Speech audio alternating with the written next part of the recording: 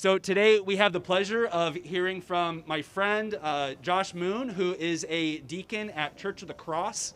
Many of you know Josh Moon. You've heard him preach before. And Josh, it's always a treat to hear from you. So I look forward to hearing you open the word for us today. Thank you, Rick.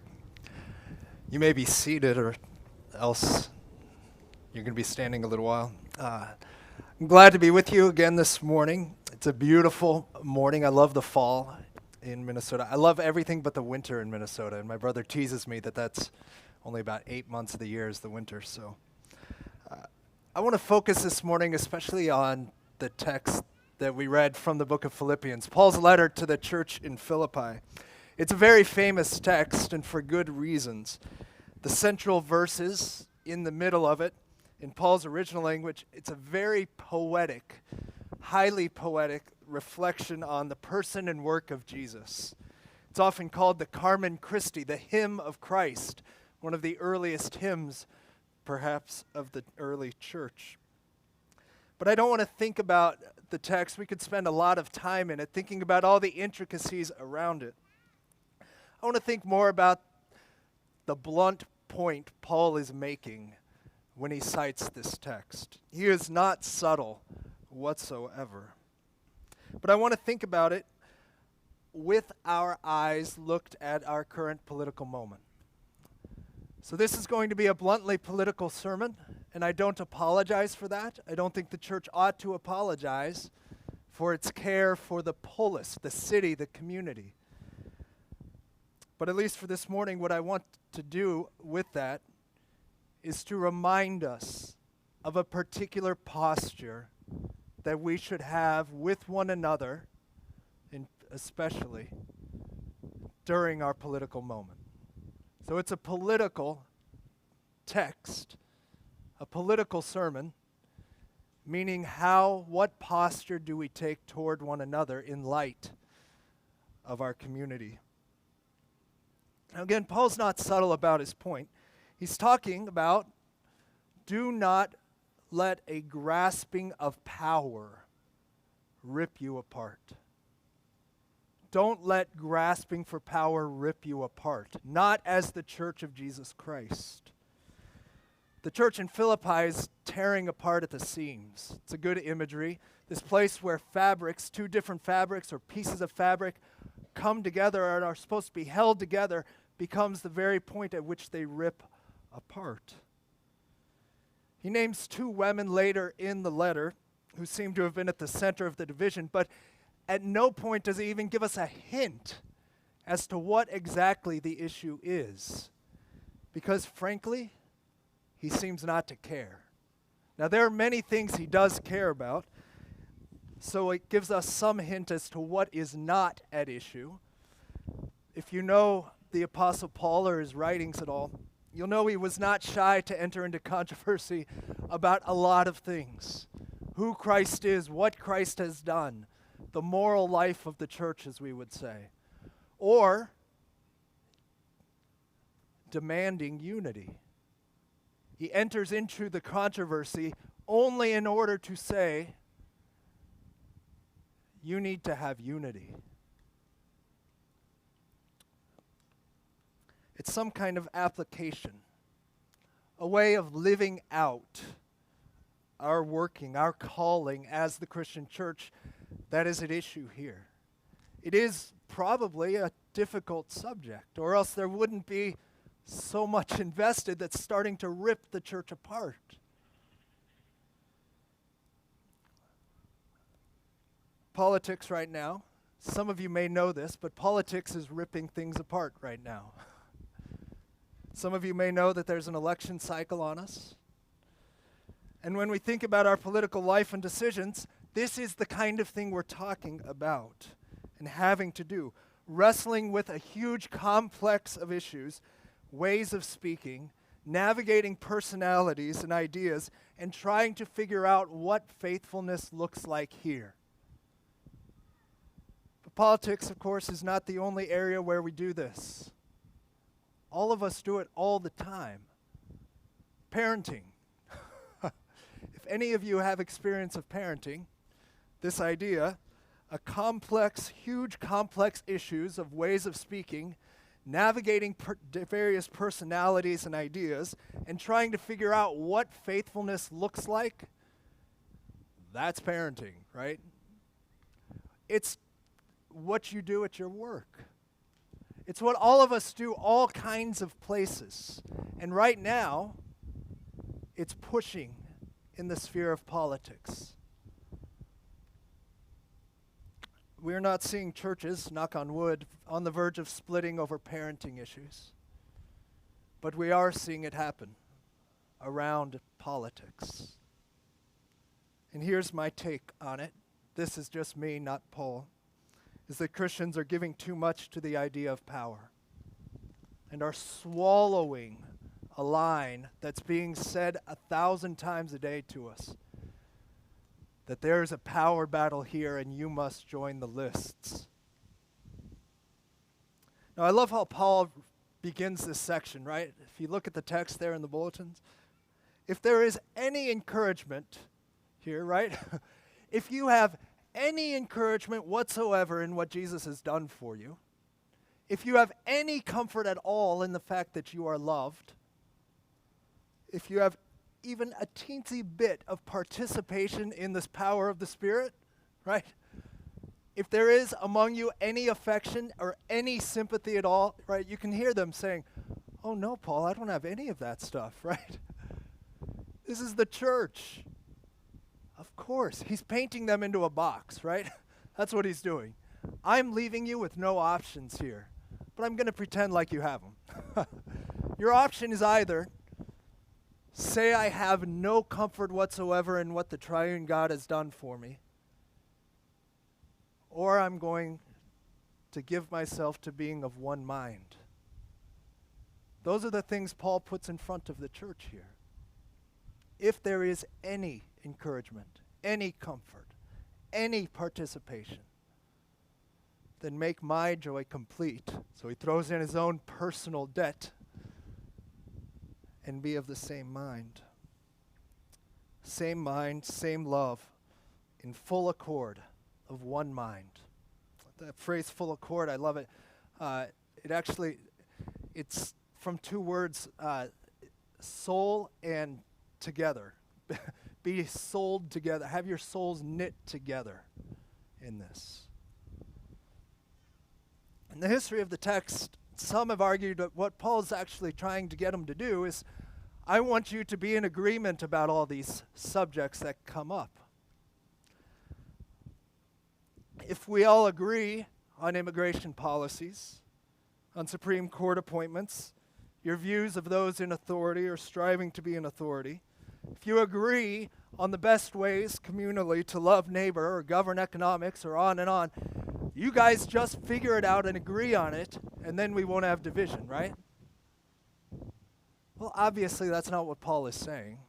For one, it's an absurdity. There's always going to be disagreements. For another, if he really cared about that, he would have just said, look, here's the answer.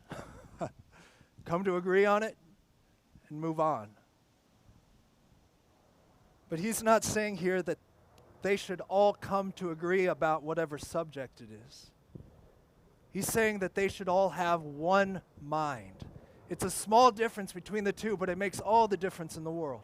It's not agree on the same things, it's have the same love, have the same mind. That same is the humility of Jesus Christ. That's the mind. That's the love. Have that one thing. All of you have that same thing. And that's what you need to remember, he's telling them. We're in a moment where power grabbing is expected to be, assumed to be an inescapable part of communal political life. Not only of those who have authority, but of those who have to choose a side. And you have to come over here or you have to go over there. And at every point, it's about this issue of power and grabbing it. You are to take power. You are to use power.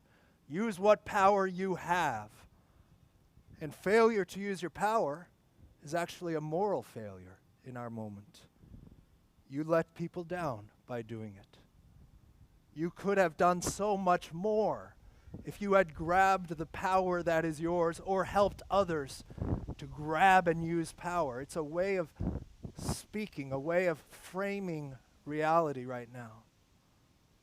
Of course, social media has contributed to this.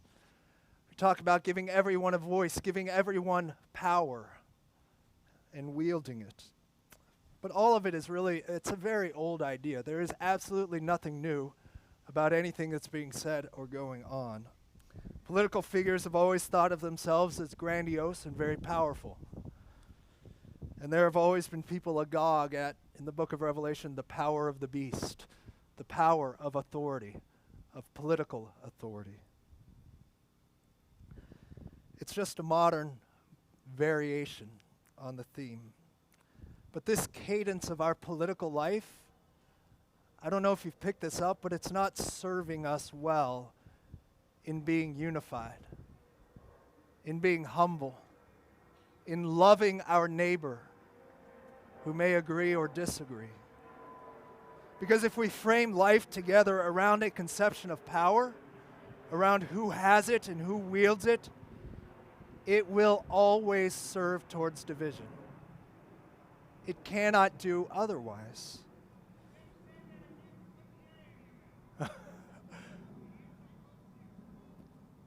I'm being told that you can't hear me. Is there a way to turn it up, or is it just the airplane? Oh, just the airplane. I'm going to try to say it again. It may be a little different coming out.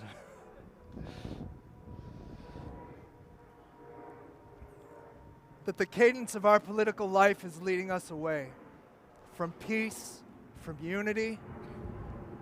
I'll wait. Oh, you're used to this? To the pausing? All right, good. All right. But it's leading us away from peace, whether within ourselves or with one another, even within the church. Because if you frame life and your engagement of life around the conception of power, who has it, who doesn't, who wields it, who needs it, it will always lead to division. It is an inescapable necessity in this way of framing the world. Everyone trying to exert their will to power comes with, of course, the fear of losing power. It comes with what they call othering the other and being afraid of them. And you have to have a category of who is them, afraid of them getting power. And so you rally people around because we need power. If they get power, and you bounce back and forth, and it's a zero-sum game very quickly. It will, by necessity, rip us apart. And Paul says here, don't you for a moment, as the church of Jesus Christ, buy into that way of framing the world. Don't for a moment buy into that way of framing the world. He did not consider equality with God a thing to be grasped, held onto. If you want to talk about power, that's pretty powerful, right? He did not even consider that a thing to be grasped. He was happy to empty himself. And that's where your eyes need to look, where our eyes. Do not think of your own interests, but also the interests of others. If that's not the theological understatement of what Jesus Christ did on our behalf, I don't know what is. Do not think of your own interests, the interests of others. Paul means us to live together in unity as the church of Jesus Christ. We actually don't get options here.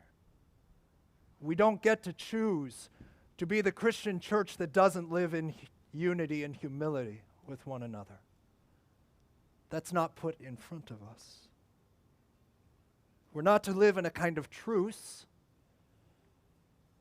but a unity. And that can only be had if we spend quite a lot of time remembering, actively, with our bodies, with our speech, actively remembering the humility of Jesus Christ toward us. I want you to imagine a scene in a church. We can imagine it here, but I want to take it back to the days of yore when you could meet together in a building. Some of you may remember those days. But the church is gathered maybe for worship. And let's just say in the prayers of the people, there's a line that somebody slides in that's taken as having a political tilt, a partisan tilt, we'll say. Whether it's meant that way or not doesn't really matter, does it? I want you to feel something of what the discomfort would come in that moment. The number of emails that Pastor Rick would get by the end of the week and over the next week. And the people posting this or that on social media, and somebody has a Twitter account, let's just say. And all of a sudden something goes on there. And pretty soon the jargon, the words used on one side, used on the other, start getting thrown around. And Pastor Rick has to stand up. Pastor Rick, where do we stand as a church on this? And neither side by this point can understand why the other is so gullible at best, hypocritical, and weak at worst. Maybe they're even wolves in sheep's clothing all of a sudden. We know there are wolves out there. Some of you tragically know the inner workings of a church that gets torn apart. And you know just how frustrating it is when all of a sudden it seems like people can't even hear each other. It's a long way from having souls knit together. Except let's say in this scene, it's happening, and you're a few weeks into all of this, and people are coming to church nervous. You can feel the tension when you walk into the room. Some of you know the kind of thing I'm talking about. And on this occasion, we show up, and I want to be there just because it would be great to be there. Because on this particular occasion, Jesus is there. I don't know how we recognize him, but let's just say that we do, but we see him as emptied of his power and his glory, as one who is equal with God. And he's there, and he gathers us together, and we're all standing there in the midst of all that tension, and he comes and he washes our feet. And then he says to the two who are dividing, I want you to wash the other's feet. But Lord, whoever's closest to Simon Peter in personality, but Lord, they're wrong. Peter, do you think I died for those who were just right? Do you think I died for those who are right?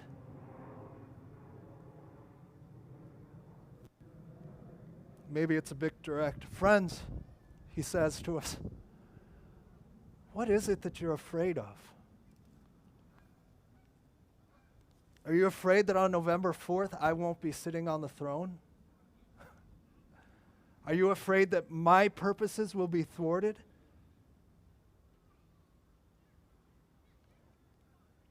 Caring deeply about some of the issues at play in our cultural moment is good. It is good to care deeply about things like justice, immigration, order, peace, love. And the list goes on. Those things are good things that we should care about deeply, and we have no option to say, I care about those, so I am going to look down on my brother or sister. Our calling, laid on us by God himself, is to live at unity around one thing together. The claim of Jesus Christ as King who laid himself down for our sake. We can afford to disagree. We can afford to have others be wrong in our midst. We can afford, imagine this, ourselves to be wrong sometimes. But we cannot afford to join those who imagine the world will be set right by grasping power and making sure we wield it one way or another. It's a way of thinking about the world we cannot afford to hold as the Church of Jesus Christ. The Church of the Nativity is a church in Bethlehem in Israel, and it was built in the 4th century right on the site where tradition said Jesus was born, on unfortunately very small evidence. But the door of that church is its only real architectural oddity. It's tiny. It's about this size. From its original size, it was shrunk down actually twice, in 2 separate times, to make it easier to defend what's inside from battle. Initially to make sure horses can't get in, and then to make sure it's really hard for armed people to get in. So in order to walk into the church now, you have to bend over double, stoop low. And by now, the metaphor of it is just too good to fix. It's become known as the door of humility. Entering into the life of the Church of Jesus Christ is a matter of bending low, adopting humility, and serving others out of this position that I don't have to grasp power and I don't have to be afraid of those who do.